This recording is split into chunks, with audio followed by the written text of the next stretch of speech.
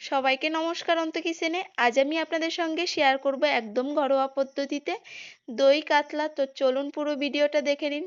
এখানে নিয়েছি পেঁয়াজ, রসুন, কাঁচা লঙ্কা, শুকনো লঙ্কা, আদা, টমেটো, জিরে, ধনিয়া, এইগুলো একসঙ্গে পেস্ট করে নিব। এখানে কাতলা মাছের পিসগুলো ভালোভাবে ধুয়ে পরিষ্কার করে নিয়েছি। এবার লবণ হলুদ মাখিয়ে নিব।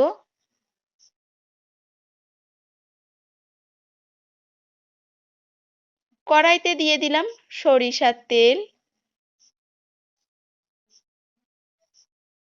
দিয়ে দিলাম লবণ। তেলে মাছ ভাজার আগে একটু লবণ দিয়ে দেখবেন, মাছ কিন্তু একদমই লেগে যাবে না কড়াইয়ের সঙ্গে।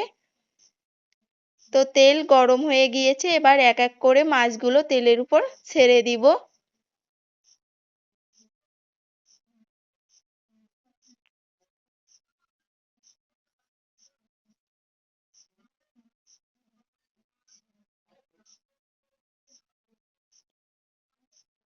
তো এক পাশ ভাজা হয়ে গিয়েছে, অপর পাশ উল্টে দিব। এভাবে উল্টে পাল্টে মাছগুলো ভালোভাবে ভেজে নিব। তো মাছ ভাজা হয়ে গিয়েছে, নামিয়ে নিব।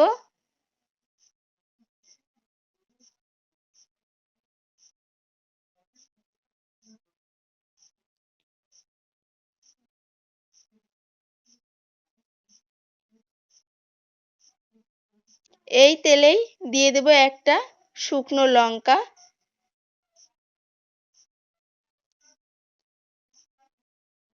এবার পেস্ট করা মশলা দিয়ে দিব।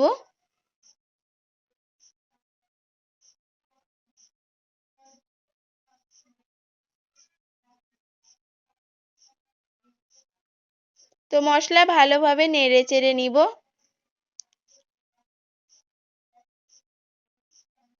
দিয়ে দেব স্বাদ অনুযায়ী লবণ,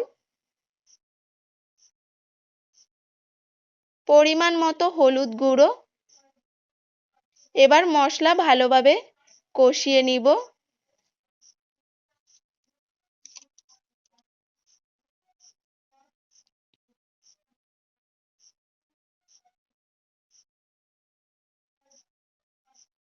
মশলা থেকে তেল ছাড়া শুরু করে দিয়েছে, এবার দিয়ে দেব ফেটানো টক দই।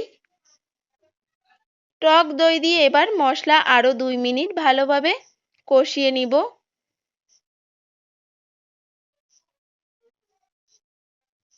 তো ভালোভাবে কষানো হয়ে গিয়েছে, এবার ভাজা মাছগুলো এক এক করে দিয়ে দিব। মাছগুলো দিয়ে একটু নেড়েচেড়ে নিয়ে ঢাকনা দিয়ে ঢেকে রেখে দিব 3 মিনিটের মতো নরমাল আঁচে।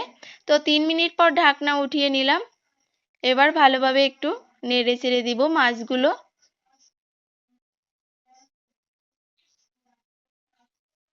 দিয়ে দিলাম সামান্য একটু জল দিয়ে এবার রান্না করে নিব।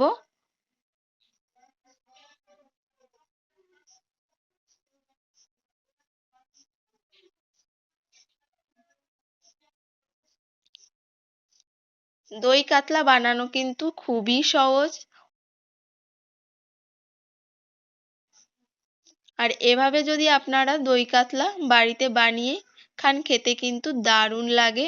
আপনারা অবশ্যই বাড়িতে একবার ট্রাই করবেন। তো রান্নাটা হয়ে গিয়েছে, নামিয়ে নিলাম। রেসিপিটি ভালো লাগলে লাইক কমেন্ট শেয়ার করে দিবেন। আবারও দেখা হবে নতুন কোনো রেসিপিতে। সবাইকে ধন্যবাদ।